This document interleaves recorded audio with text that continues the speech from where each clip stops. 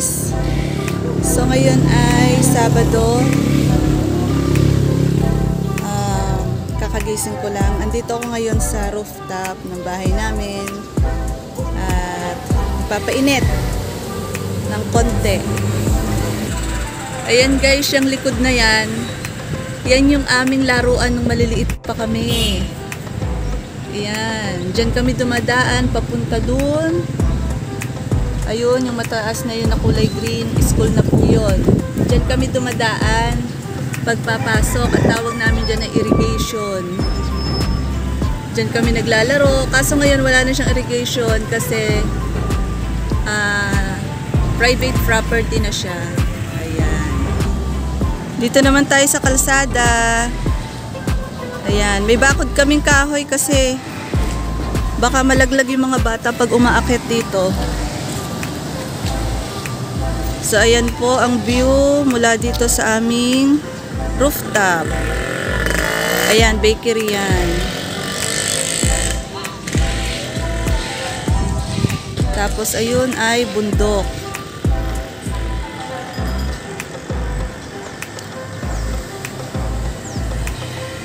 Marami pong tao kasi meron ditong malalaking groceries. Diyan kami namimili. Halos hindi na kami pumupunta ng bayan. Ayan. Sa taas na yun guys, yun ay sorry, marami nadaan sa sasakyan dito tabing kalsada kasi kami. Yung mataas na yun, yung malaking building na nasa taas ng bundok, yun ay resort dito sa amin. Amazing View Resort. Ayan, maganda po dyan guys. Tapos ayan yung view, mga bundok. Ayan. Kaso guys, ang malungkot ay magwa-widening na dito sa amin by June. By June guys ay magi-start na dito sa amin yung widening. So yung shop ko matatanggal, tapos marami din kong shop na tindahan na at bahay na masisira. So ayan. Kaya medyo ang mga tao ngayon dito sa amin ay malungkot. Kaya lang ganun talaga eh, wala tayong magagawa. Masarap pagpainit dito guys, kaya pag umaga gusto ko pupunta dito. Kasi sikat talaga yung araw. Andito na nga po pala kami sa Laguna, wala na kami sa Quezon. Ayan, nabiyahe na yung bus. Yung bus na yan po ay galing Infanta Quezon, biyaheng Maynila. So, nagbabiyahe na siya uli ngayon.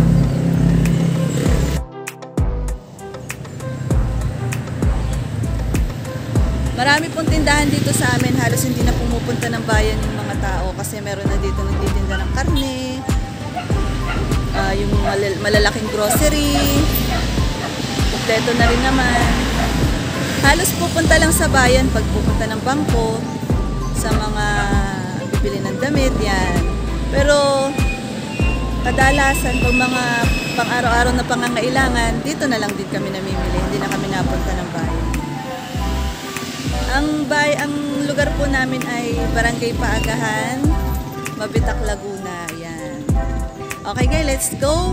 May nagtitinda kasi doon ng tilapia. Titingin ako kasi parang gusto ng mga bata kagabi na magsarsyado daw ako. So, bili muna tayo.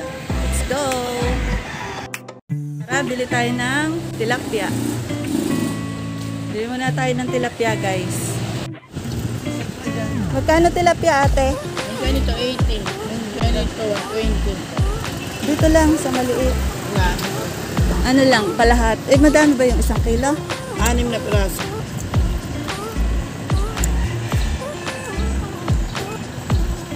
Ito. Ayan, okay na yan. Kami lang 3 eh. Ayun, magkapal ako lang ninyo. Oo.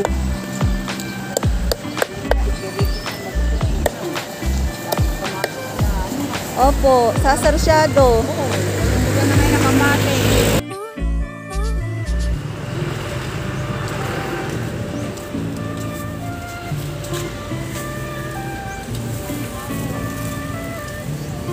Bulsa, pabiling kamatis.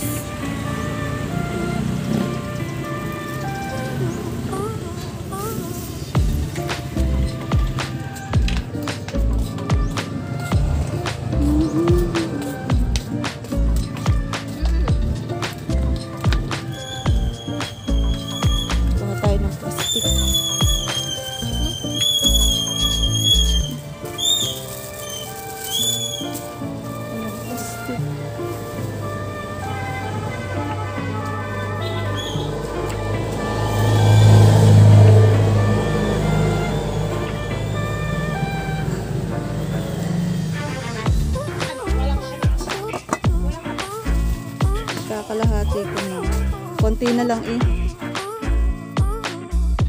So ayan guys, nakabili na ako ng tilapia, itlog, kamatis. Tayo ay magsasarsyado. So magsasaing muna ako para pagkaluto ng ulam, luto na rin yung sinaing, kakain na lang.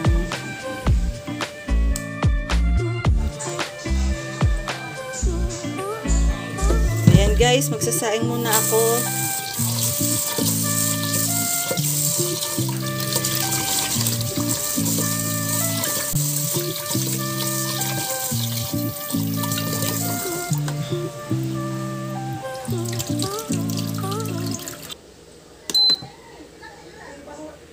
Yan, saing na tayo. Tapos ito guys yung nabili kong tilapia. Yan, yung katamtamang laki lang binili ko. Tapos kamatis, itlog. May puti-puti yung kamatis kasi yung kiluhan ay pinagkiluhan siguro ng harina. Ayan, kaya siya may puti-puti. So tara, magluto na tayo.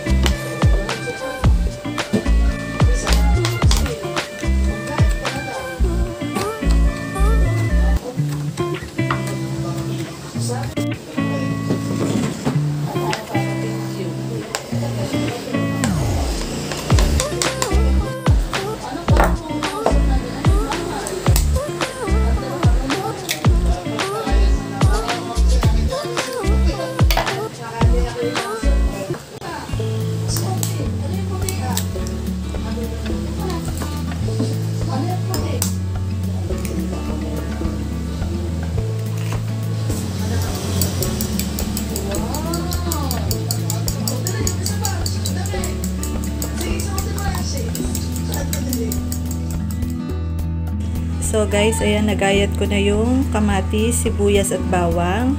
Tapos nakaready na rin yung ating itlog. So tara, lutuin na natin yung ating sarsyadong isda. Ang gamit nating isda ay tilapia.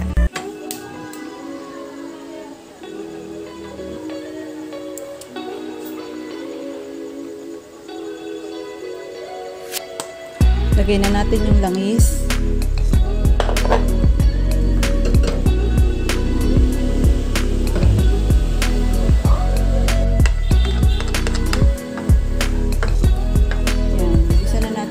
Sibuyas. Akala ko'y mainit na yung kawali ko, hindi pa pala.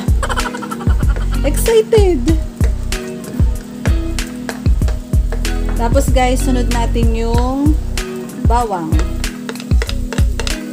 Ayan. Gisa-gisa lang.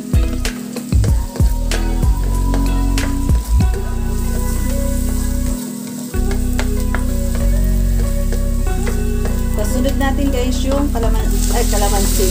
Kamatis. Kamatis na hiniwa-hiwa ko ng maliliit. Ginayat-gayat ko maliliit. Yan. Hahayaan ko lang yan guys na malabog yung kamatis para magkatas siya mabuti. Halo-haloin lang natin.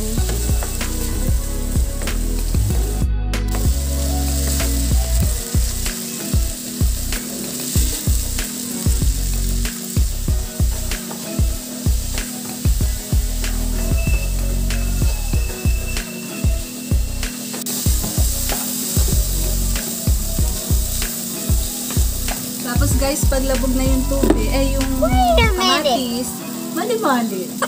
Lagyan natin ng konting tubig.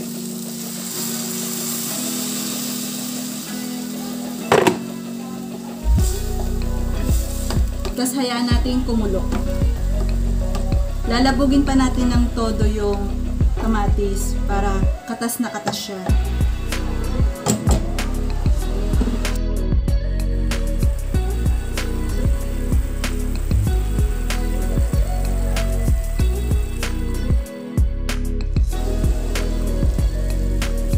Pisa-pisain natin yung kamatis para katas na katas siya.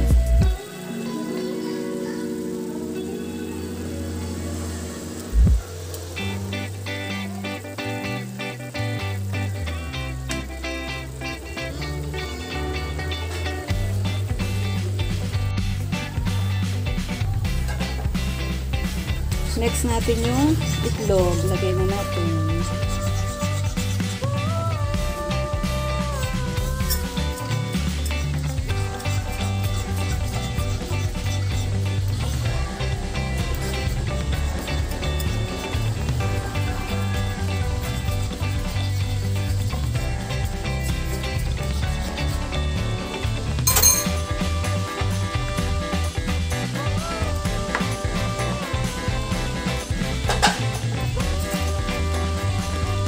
Lagyan natin ng asin.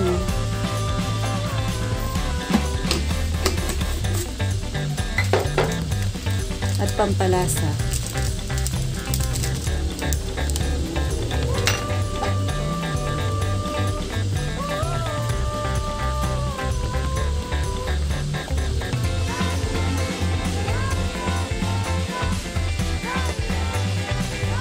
Pagkatapos nyan guys, lagay na natin yung isda.